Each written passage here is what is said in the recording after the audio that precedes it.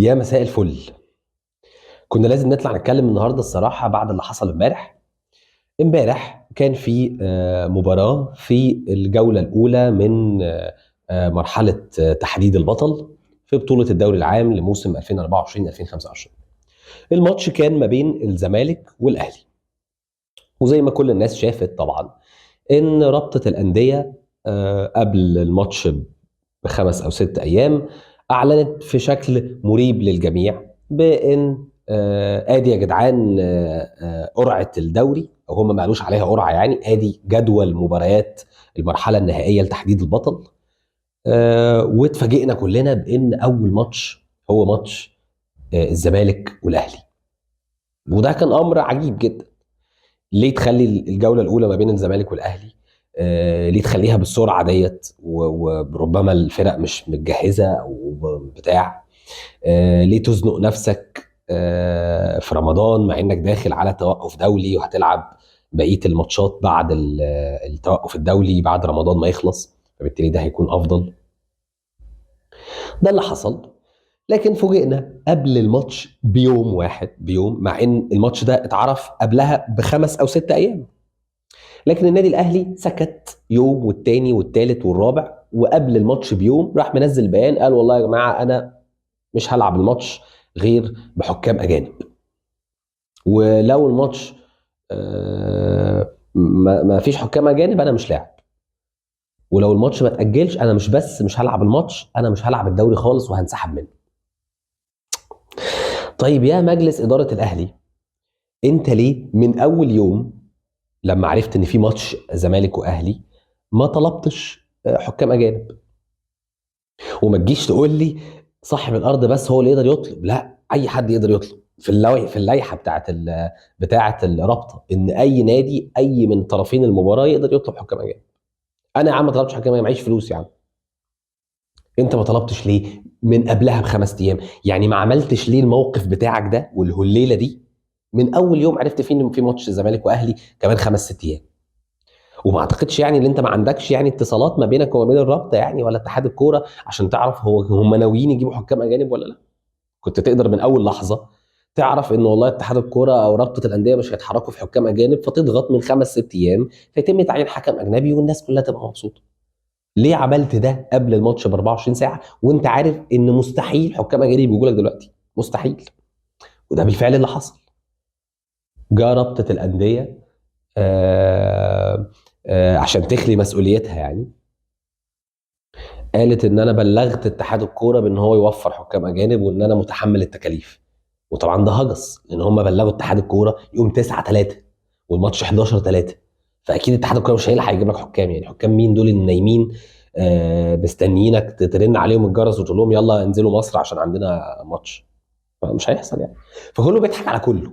جمهور الاهلي بيضحك على جماهيره، والاتحاد والرابطه بتضحك على جماهير الكره المصريه، واتحاد الكوره مطنش اصلا ومنفض ودانه، وهاني ابو ريده مشغول في الانتخابات بتاعه اللجنه التنفيذيه للفيفا والكاف وبتاع ومش شغال. فانا الحقيقه عندي كذا نقطه كده عايز اتكلم فيها. رقم واحد، انا الحقيقه مستغرب جدا جدا جدا من موقف الاهلي في عدم لعبه للمباراه. يعني انا من وقت ما بدات الازمه قلت ايه، الاهلي كالعاده يعني بيضغط على التحكيم وبتاع علشان الحكم اللي جاي، الحكم المصري اللي هيحكم الماتش، يعني يبقى مضغوط وبتاع وواخد باله وما يجيش على الاهلي وكده. وده حصل بدل المره عشرات المرات، يعني ممكن نرجع لها كلها. لكن ان هو فعلا ما يروحش يلعب الماتش ويعرض نفسه ان هو يخسر الثلاثه بونت ويتخصم منه ثلاثه بونت، فبيراميدز النهارده لو كسب يبقى الفرق ما بينه وما بين الاهلي تسع نقط، والزمالك يبقى الفرق ما بينه وما بين الاهلي نقطه واحده، فبالتالي يبقى كمان مش بس انت ضاع منك الدوري، لا ده انت عندك مشكله كمان في المركز الثاني المؤهل لدوري الابطال. فانا الحقيقه مش لاقي اي مبرر للي عمله الاهلي ده. وخلينا نرجع لراي الزملكاويه. معظم الزملكاويه والفيسبوك موجود للناس كلها. احنا عملنا ايه السنه اللي فاتت لما مجلس اداره الزمالك اعلن ان هو منسحب من ماتش الاهلي؟ ازاي جمهور الزمالك بهدل اداره حسين لبيب والمجلس؟ ويمكن دي كانت اول مشكله ما بين الاداره وما بين الجماهير. فاحنا موقفنا واحد وثابت. السنه اللي فاتت قلنا ان اداره الزمالك عملته ده تهريج، لان هو ملوش فايده، وانت في النهايه هتلعب غصب عنك وهتكمل الدوري، مش هتقدر تنسحب من الدوري. والمره دي احنا بنقول نفس الكلام، ان اللي عمله اداره الاهلي ده تهريج وعبث واي كلام، ومش مفهوم بالنسبه لي على الاطلاق. مفيش حد خسران من القصه اللي حصلت دي غيرك خالص، ولا حد خسر اي حاجه غيرك. فدي اول نقطه، موقفي من، او يعني رد فعلي او رسالتي لاداره الاهلي. انتوا عملت كده ليه؟ انا مش فاهم انت عملت كده ليه لغايه دلوقتي. بحاول اقلبها في دماغي، مش عارف هل انت عملت كده. مفيش تفسير بالنسبه لي الصراحه واصل في دماغي غير ان اداره الاهلي حاسه ان الدوري هيروح منهم لصالح بيراميدز، فقال لك اضرب كرسي في الكلوب وشوفها بقى هتمشي ازاي. بس برضو يعني لو هو ده فعلا اللي في بالهم، يا جدعان ده فرق ما بينك وبين بيراميدز 3 بونت، وعندك ماتش مواجهه مباشره معاه، وبيراميدز عنده ماتش مع الزمالك. طب انت عملت كده ليه؟ خايف تخسر من الزمالك؟ برضو ده مش منطقي، لان فنيا انت كنت الطرف الاقوى اكيد في الماتش. يعني احنا اصلا مبسوطين إن الماتش ما اتلعبش. احنا لاعبين 120 دقيقه من 3 ايام، وحالتنا الفنيه مش احسن حاجه او زي الزفت، وعندنا غيابات حتى اصلا، يعني الفرقه ناقصه وكمان عندنا غيابات كمان. فانت ليه عملت كده؟ دي كانت فرصه تنزل ويكسب الزمالك وبتاع، وقرب واضغط على بيراميدز، والنهارده بيراميدز عنده ماتش جامد مع المصري ممكن يقع فيه. فاللي حصل غريب. ومعلومه يعني على السريع كده علشان الناس بيقول لك ايه، الانسحابات وبتاع. الاهلي في تاريخه فيما يقرب من 5 6 انسحابات قصاد الزمالك، اكتر من الانسحابات اللي عملها الزمالك قصاد الاهلي.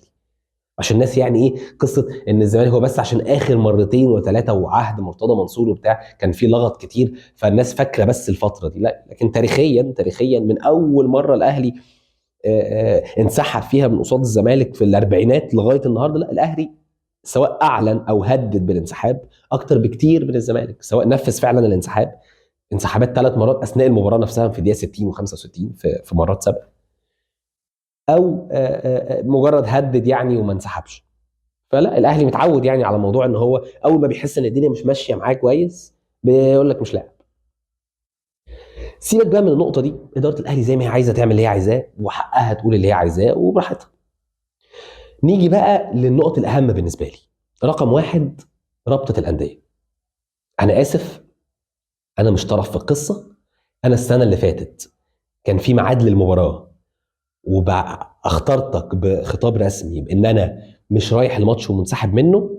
رحت اعلنت بعدها بيوم ان تم اعلان هزيمه الزمالك، الماتش اتحسب 2-0 للنادي الاهلي، هيتم خصم 3 نقط في نهايه الموسم من نادي الزمالك. انا عايز يحصل المره دي زي ما حصل معايا السنه اللي فاتت. ده كمان المره دي كان الوضع اسوأ. ده احنا رحنا الملعب ووقفنا والحكم استنى 20 دقيقه وصفر زي ما حصل في 2020 معايا برضو. في اي كلام تاني غير ان اللائحه تتطبق، ده يعني هيبقى وضع ما شفناهوش قبل كده. وبالمناسبه ده المتوقع يحصل، والدليل ان القصه العبيطه بتاعت ان في حكام سعوديين جم امبارح وهنلعب الماتش تاني وبتاع، النهارده الاهلي نفسه بلغ اللعيبه بانتهاء المعسكر وكل واحد يروح على بيته يعني. فما فيش لا ماتش ولا اعاده ولا حكام سعوديين ولا بتنجان. فاحنا متفاهمين ان الرابطه منتظره نهايه الجوله علشان تعلن العقوبات الكامله بتاعت الجوله، بما فيها احتساب الماتش لصالح الزمالك وخصم 3 نقط من الاهلي اخر الموسم. حاجه اخيره بقى، يعني كان السنه اللي فاتت لما الزمالك انسحب خرج علينا ثروت سويلم المتحدث باسم رابطه الانديه، وهو بيقول بيساله، انا مش فاكر مين المذيع يعني، ممكن ابراهيم فايق او كده، بيساله بيقول له طب الاهلي لو كان انسحب كنت هتعمل عليه نفس العقوبات اللي نزلت على الزمالك؟ رد عليه النائب ثروت سويلم قال له الاهلي ما يعملش كده ابدا. ادي الاهلي بيعمل كده يا عم ثروت. فالطبيعي ان انت وقتها كنت تقول له احنا بنتكلم ما فيش فرضيات، احنا عندنا حاجه حصلت 1+1=2. لكن انت تطوعت وقلت لا والله الاهلي ما يعملش كده، اللي هو يعني ايه، النادي بتاعك ده نادي تعبان يعني بيعمل الحركات التعبانه ديت، لكن النادي الاهلي عمره ما يعمل كده. ادي يا عم عمل كده وخلى شكل البلد كلها وحش. فهنشوف رد فعل الرابطه والقرارات الرسميه يمكن بكره او بعده بالكتير، يوم السبت على اكثر تقدير يعني. ده بالنسبه للرابطه. الحاجه التانيه بقى الاعلام الرياضي الجميل اللي طبعا مش بيكيل بمكيالين، واحنا عايشين نظريه المؤامره طبعا، ده معروفه يعني، ده موضوع مفروغ منه.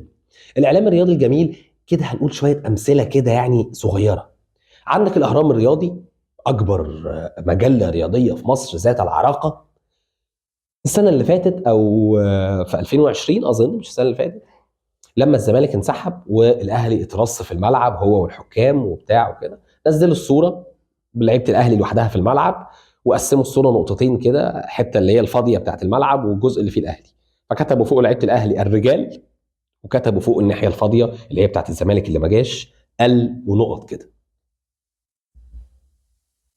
المره دي بقى عملوا ايه؟ نزل الصوره وكتب عليه سقوط الكره المصريه، ليله سقوط الكره المصريه. الله، ليله سقوط الكره المصريه بالمطلق كده؟ مش الرجال يعني والتانيين مش رجاله؟ ما تعملها هي، ما تعمل حاجه شبهها.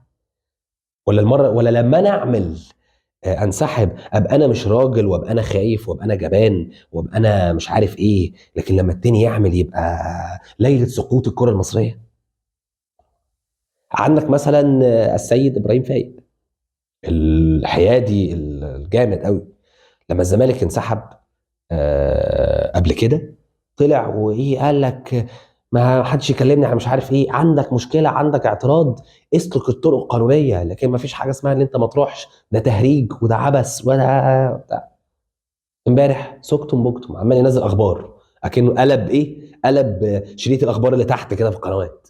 مفيش بقى رأي، مفيش ايه اللي انتوا عملتوه ده، مفيش ده عبث، مفيش ده عدم وضع اعتبار الكرة المصرية وتاريخ مصر وسمعة مصر، مفيش كلام ده خالص خالص. شكرا. نيجي بقى النقطة، الراجل التاني اللي هو دكتور إيهاب الكومي، عضو مجلس إدارة اتحاد الكرة السابق، وهو طالع امبارح بيقول لك إن الدوري موجه لصالح بيراميدز. وأنا مش عايز أقول لكم كان بيطلب مننا إيه. أنا بقى معاك، أنا موافق إن الدوري بيتوجه لصالح بيراميدز. طب وال 44 دوري للدوري الأهلي خدهم، ما كانش حد بيوجهه ليهم؟ ما هو طالما احنا في بلد تقدر بتوجه الدوري لبيراميدز وانا موافق على ده، يبقى هي وجهت ال 44 دوري للاهلي. منطقي. هو ده على الاقل بيراميدز هيبقى اول مره في حياته ياخد الدوري. ما لو كان بيتساعد يعني، او يعني كان حد عايز يوجه له الدوري، ما كان وجهها له في الثلاث اربع سنين اللي فاتت. فانا موافق تماما معاك، انا ماشي معاك. في ناس عايزين يوجهوا الدوري لبيراميدز، ماشي، وال 44 دوري اللي الاهلي خدهم كانوا متوجهين. منطقي. معلش، مع احترامي الشديد يعني ليك. بس فاحنا كده اتكلمنا عن الاعلام وعن الرابطه وعن اتحاد الكوره وعن موقف اداره الاهلي، وعن ان الاهلي بيعمل كده، هذا يحدث يعني في النادي الاهلي يعني. اخيرا بقى بالنسبه لنا احنا، بالنسبه لمجلس اداره الزمالك وبالنسبه للجماهير، احنا مالناش دعوه. احنا خلينا مركزين في نفسنا. احنا عندنا ماتش يوم السبت، ماتش مهم جدا في بطوله مهمه جدا لازم ناخدها على الاقل عشان انا ابقى معايا بطوله كاس مصر، اوصل للبطوله رقم 29، اضمن المشاركه في البطولات الافريقيه السنه اللي جايه بصرف النظر عن هعمل ايه في الدوري. جات لي القصه بقى بتاعت الدوري، جات لي على الطبطاب، انا اسعى واحارب واموت نفسي على الدوري، مش بس على المركز الثاني. انا دلوقتي فرق ما بيني وبين الاهلي نقطه. النهارده بيراميدز ممكن يسقط نقط في مواجهه مباشره ما بين بيراميدز والاهلي الجوله الثانيه، يقدر ممكن يسقط يخسر ولا يتعادل، عندك مواجهه مباشره قصاده، حارب موت نفسك. عندك كاس مصر، وعندك كاس رابطه، وعندك كونفدريشن، وعندك على الاقل الصراع على المركز الثاني في الدوري. موت نفسك، اشتغل على نفسك. في خبر جميل امبارح ان بتفعيل عقد بنتايج عظيم. الكلام بيتقال دلوقتي بان خلاص هيتم اعلان التجديدات لعبد الله السعيد والعمر جابر والحسام عبد المجيد، تعديل عقده، وكمان هيخشوا تاني في قصه زيزو. اشتغل على نفسك، اعمل منظومه صح، ملناش اي علاقه باللي بيحصل، خليك رد فعل. احنا تمام اهو، مستنيين الرابطه تخلص الجوله الاولى وتعلن قراراتها. والله الدنيا ماشيه تمام، انا تمام. ويا سلام لو رحت منزل لي بيان بان والله انا متضامن مع النادي الاهلي بان احنا عايزين حكام اجانب لباقي الموسم. معلش، احنا عايزين حكام اجانب، مين قال لك إن احنا مش عايزين حكام اجانب؟ اهلا بيك. لكن انا يا اهلاوي مش هدخل العركه معاك يا بيه. من امتى احنا بنتعارك لبعض؟ انت اتعاركت لي قبل كده؟ عمرك ما اتعاركت لي. اصل في ناس يقول لك بس الزمالك المفروض كان يطلع يقول يا حبيبي، انت عايزني انا وانت نبقى في مركب واحده؟ ده من امتى ان شاء الله؟ ده عشان ايه يعني؟ فعلى العموم، مبروك الفوز بالديربي لجماهير الزمالك، مبروك الثلاث نقط، مبروك ال الاقتراب من المركز الثاني والمنافسه رجع تاني على الدوري، واللي جاي حلو ان شاء الله.